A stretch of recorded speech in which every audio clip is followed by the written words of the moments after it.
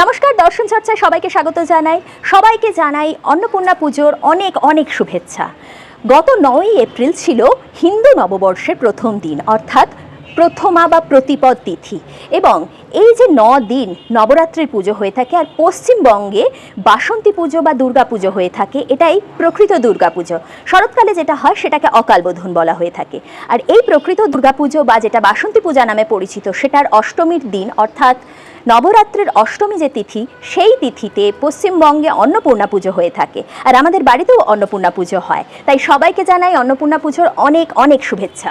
আগামীকাল রামনবমী, অর্থাৎ এই যে নবরাত্রির নবম দিন, এই দিন শ্রী রামচন্দ্র জন্মগ্রহণ করেছিলেন, তাই এই তিথিটি রামনবমী নামে পরিচিত। আর এটি নবরাত্রির শেষ দিন, আর এই দিনটিতে আমাদের অন্নপূর্ণা পুজোর বিসর্জন হয়ে থাকে। পরের ভিডিওতে আমরা জেনে নেব নবরাত্রি সম্পর্কে, অন্নপূর্ণা পুজো সম্পর্কে আরও কিছু কথা।